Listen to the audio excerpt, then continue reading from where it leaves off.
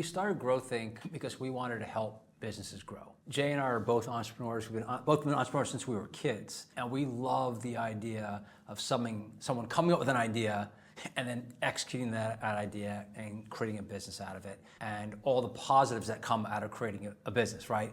You create jobs, you create wealth for yourself and your family. You're able to just do so much in your life. And that's the American dream, right? Is to start sort of nowhere and rise up. And that's what entrepreneurship is all about. And so Growthink allowed us to help entrepreneurs achieve success. And over the last 25 years, we've been able to see so many entrepreneurs like start from nothing and build these great companies. And not all of them are Googles. Like people are like, oh, who'd you work with? No, we didn't work with Google, but we worked with tons of companies that sold for over $100 million.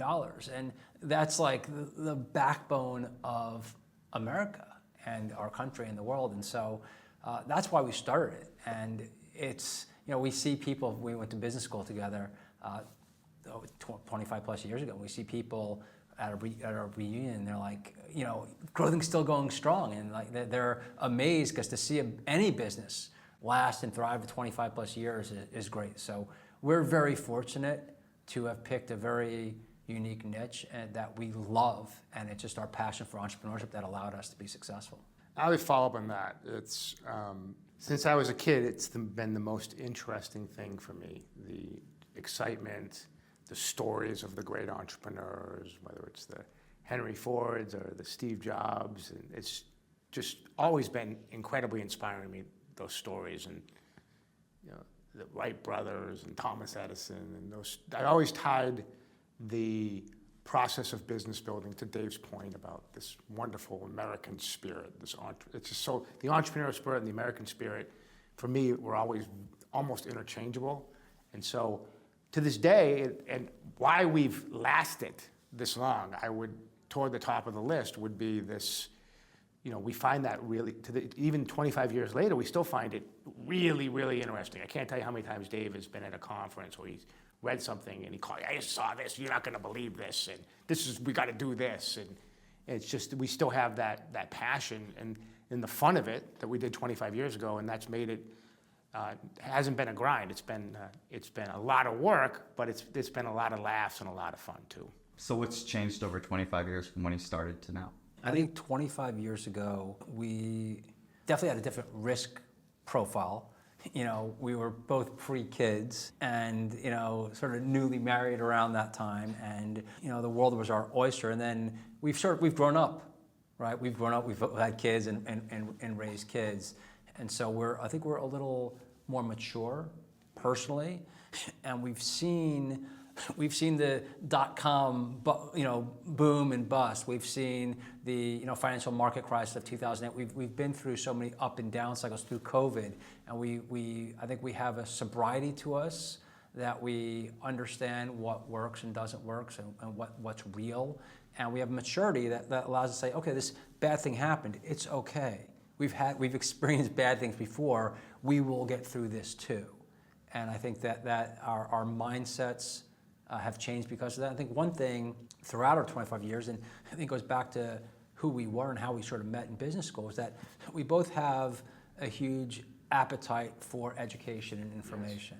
Yes. And I think that has guided us that we're always wanting to improve and to get better. And so we're both reading relative material to our own personal aspects of the business all the time, and I think that has educated us and hopefully made us smarter and more aware and made us into better decision makers. I would echo all of that, and comes into when before it was all about the upside and the opportunity and positivity would be our approach to Growthink as well as our consulting. And that's a wonderful place to be. The effective executive focuses on opportunities and not problems. Never want to forget that. There's also a more sophisticated and often effective approach is to have more of that, hey, let's go through all the things that can go wrong. Let's go through the risk profile and find the answers there as much as in the sunshine. And that's been a big area where I think we've gotten much better. And I think it makes us better. The second big area is before, I'm from Worcester, Mass. Dave's from Brooklyn, Long Island, and we're children of the 20th century in a certain approach and the world of the 90s and how business was done and the American century. And that was awesome, that is awesome. Now 2024, and it's so exciting. We have one of our colleagues here is from India and did a presentation on the median age in India is 29, 1.4 billion people in India, and just the explosion of capitalism, entrepreneurship, wealth building there, and the global opportunities for the company that we weren't even thinking about 25 years ago. Now we put a lot of time into. How have you navigated decision-making as partners through the years? I really want to jump on that, because that's when I look at the way, I've been incredibly blessed to have this man as my business partner all these years. And one thing is that business ideas come and go, money comes and goes, but character and values remain. And Dave, God bless him, I'm going to give all the credit to his wonderful parents, Al and Brenda, special ed teachers, fantastic human beings, and Dave has so many of their qualities of just, the best way I could describe it, in 25 years, we've never had a harsh word between us. And he's the only person that I can say that. I wish I could say that about other contexts, but that's all to him and just the way his basic goodness and his integrity and values. And that would be, I would say, the main reason why we've been able to sustain ourselves all these years.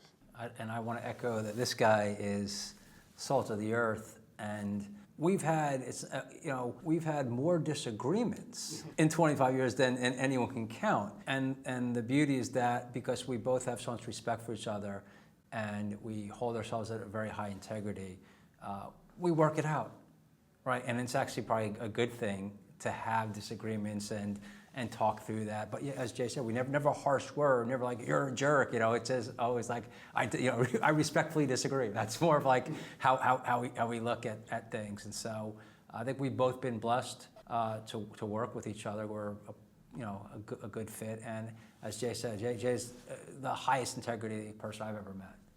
And so I really appreciate that. How important is maintaining a strong culture for Growthink over 25 years? How important has that been to the company?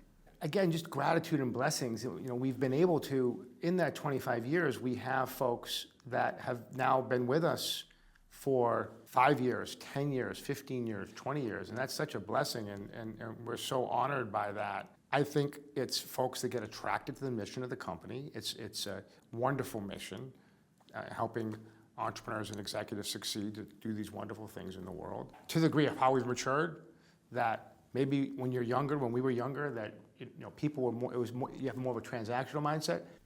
As you get older, it's the relationships that are the lifeblood of the business, and the relationships, and we really treasure the relationships.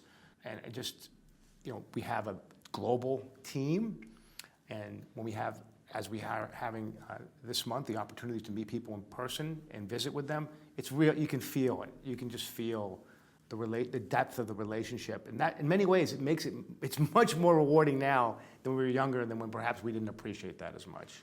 When you think about 25 years of Growthink, is there a single story that stands out to you where you say this was the cornerstone of how we got to where we're at? This is like the bedrock of what shaped who we are. I don't know if there's a precise moment.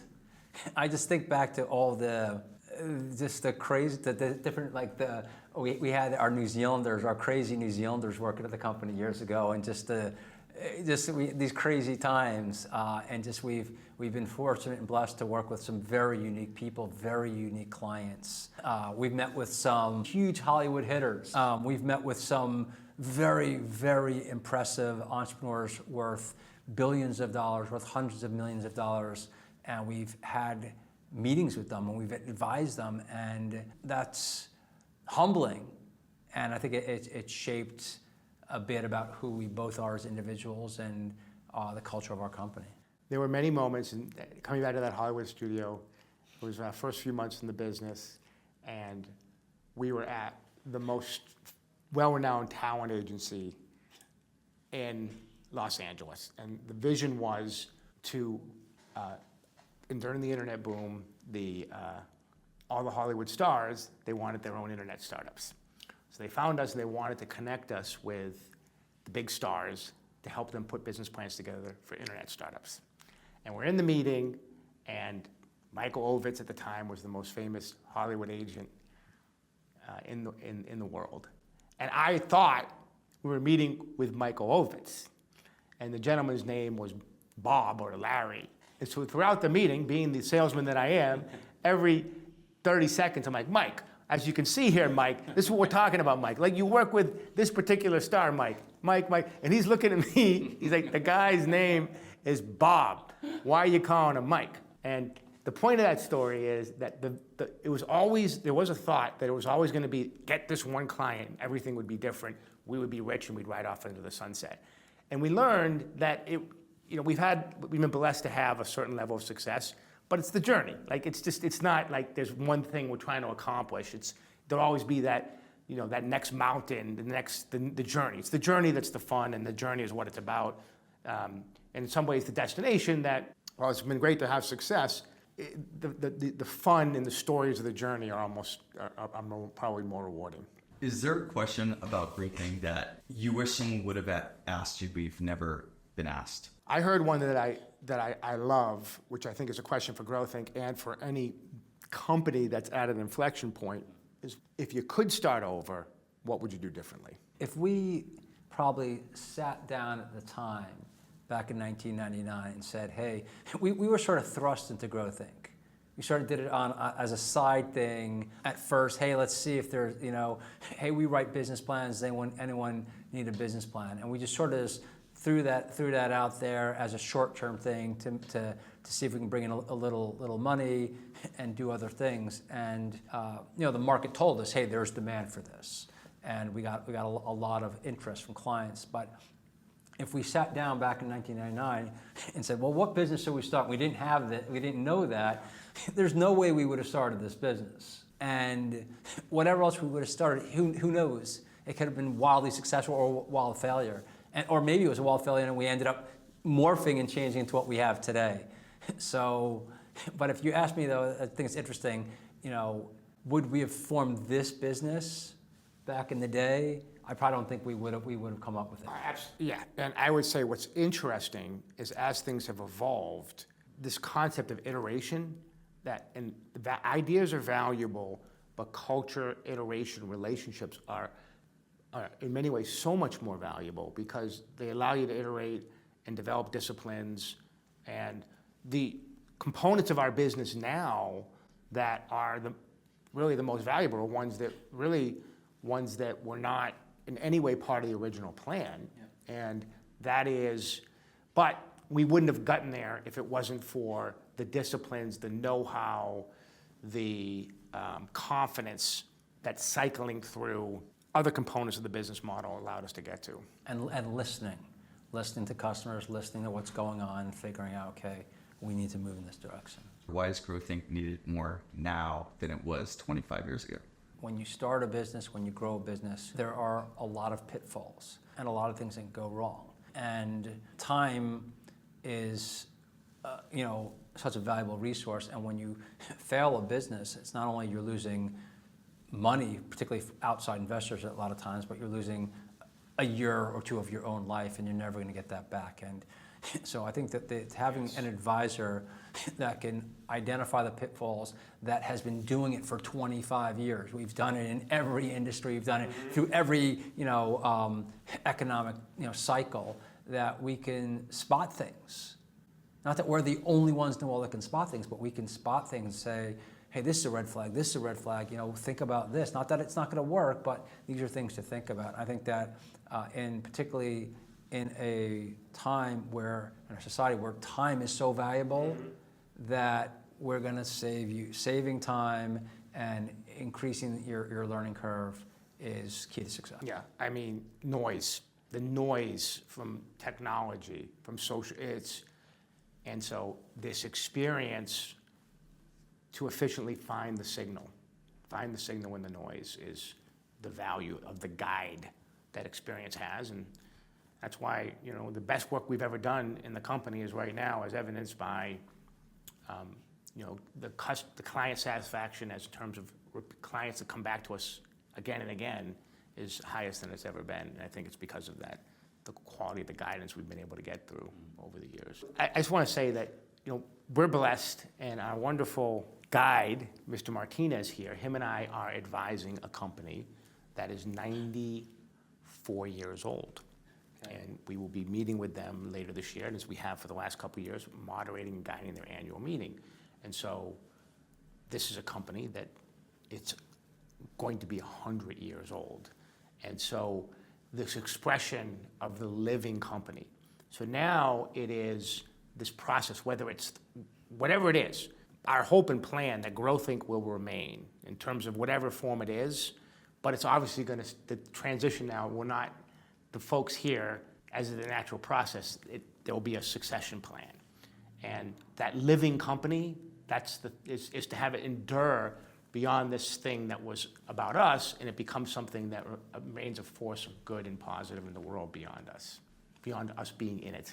So it's almost 2025. You're 25 years old. In 2050, what statement would you like to be true? I would like it to say, I can't believe it. Because I'm hoping 25 years from now, the company has achieved things that we can't even imagine today. With technology and everything else, that we've grown and we're just accomplishing amazing things, and we're helping lots of clearly entrepreneurs, but maybe business owners, maybe things that we can't even think about today because we followed the different threads and we found new opportunities to help people. And so hopefully 25 years, we're able to look back and like, I can't believe that the company has done all this in the past 25 and 50 years. So that is my goal. We can be this little ripple in the ocean of, the world is at such a fragile place, and the people of the world to come together, and how are they going to come together? And this theme that is probably one of the most universal themes of professional satisfaction, meaningful work, entrepreneurship, take empowerment. That theme is a global theme. So to the degree we can in 25 years be a truly global company that is bringing the people of the world together, working together and not fighting, that would be the most wonderful legacy that we could possibly hope for. If you were to put Growthink into one word, what would that one word be? I go fun. Stole my word, I mean. I'm going to go with heroic. That we are trying to be heroic ourselves, and we're trying to support the heroic dreams of our clients. And we're trying to support the heroic dreams of our employees and everyone that we touch. Heroic fun. Heroic fun. Come on, baby. Come on. Nicely done. That was good stuff, man.